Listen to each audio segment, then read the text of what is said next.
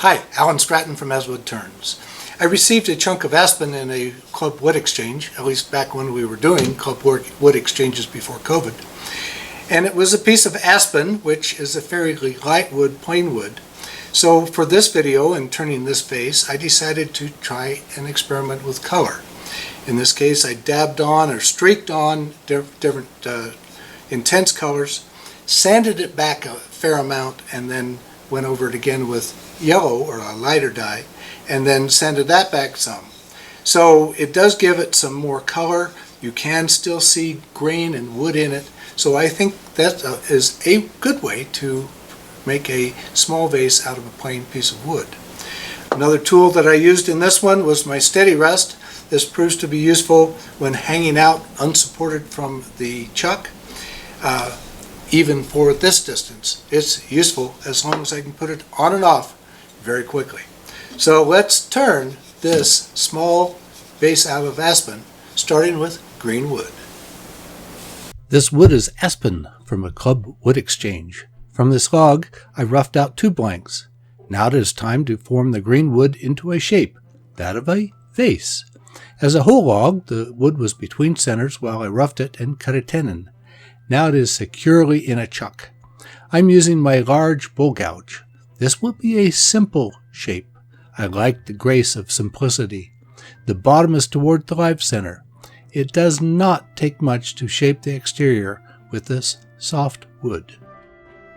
I would rather drill out the interior if possible. I've mounted a Forstner bit in a Jacob's chuck in the tailstock. The aspen is soft but very stringy. After drilling as deep as I can for the main body, I switched to my handheld long 3/8 inch drill bit. I want to continue the hollow up through the neck and bore out the pith. Then I can be more confident that it will survive drying without cracking from the pith. Then coat with green wood sealer.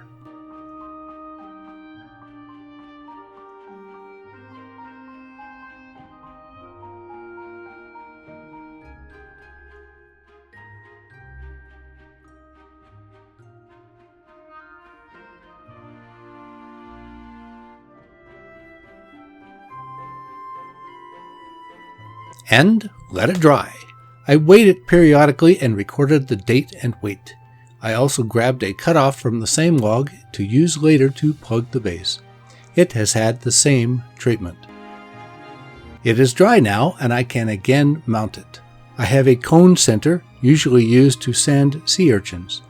It will serve great on the headstock, complete with sandpaper for traction. A cone live center supports the other end while I recut the tenon.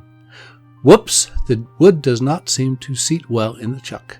No problem, I returned it back and removed the concave shape at the bottom. Then tried again, but I left the tenon a bit long. The inside shape of the jaws pushed the wood away from the face of the jaws. Same result. Again, a bit frustrated, but not a big deal. A good seat in the chuck is critical to a solid mount and well worth it.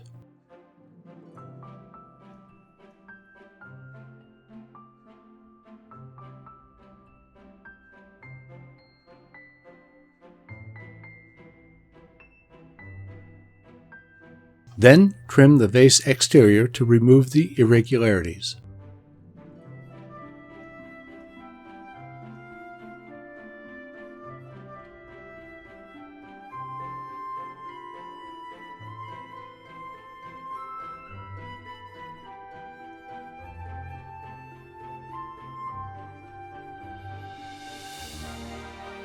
I have now mounted my deep hollowing rig, this time with a laser to guide my cutting. With the soft aspen, I can quickly hollow out the center. The steady rest provides insurance against random flying objects emanating from the lathe. I keep watch on the laser dot until it gets close to the edge.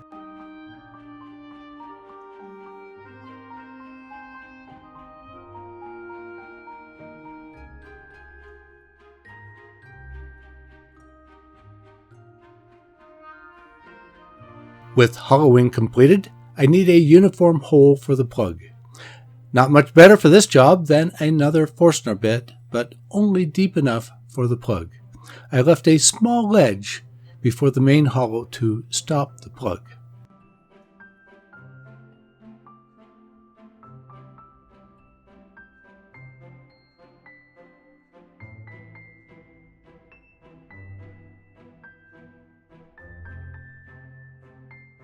Next, I've mounted that extra aspen cutoff on the face of the jaws with live center pressure.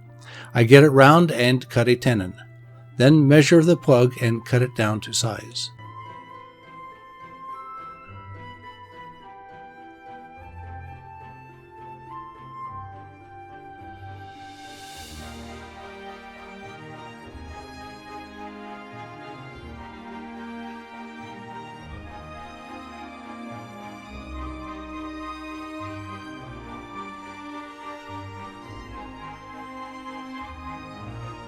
Finally, glue in the plug and let it dry. It does not take long to dry in a hot summer shop.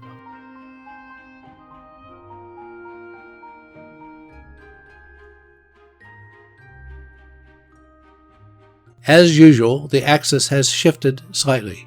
I have to trim the exterior ever so slightly. Most of my attention is on the top opening. Since this is unsupported, I have to be careful. The wood vibrates with perpendicular cuts. The safest cut is parallel to the axis from the live center towards the headstock.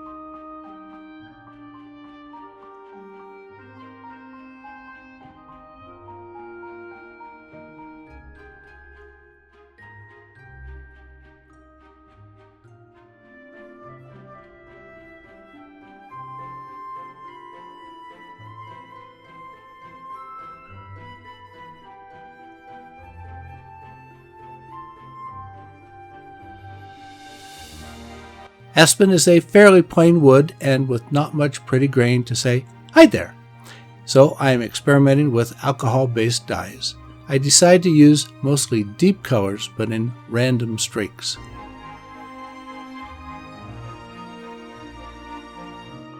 I decide a burn line at the base of the neck would accent the neck just enough. Then sand it back with fine sandpaper before applying yellow dye. After letting that dry, I sanded it as well.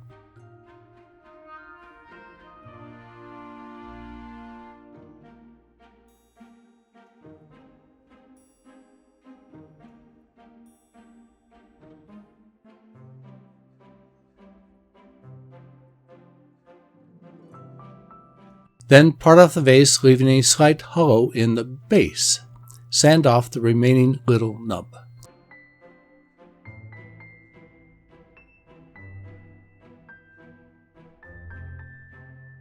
Sign it and spray it with rattle can lacquer. I applied multiple coats and sanded after the first set of coats to remove any roughness from the spray. I like how this vase has turned out. Aspen is stringy, particularly when wet. It is easier to hollow from the bottom. Only a wood turner would notice the plug.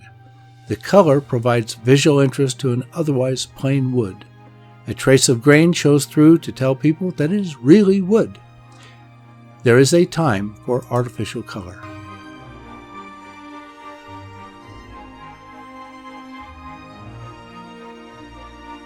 Please give this video a thumbs up, subscribe on my website, and tell your friends. I appreciate your comments and questions. Every week I make a new wood turning video and add it to my website. As usual, I appeal to you to wear your full face shield anytime the lathe is running. I'll see you next week with another wood turning video.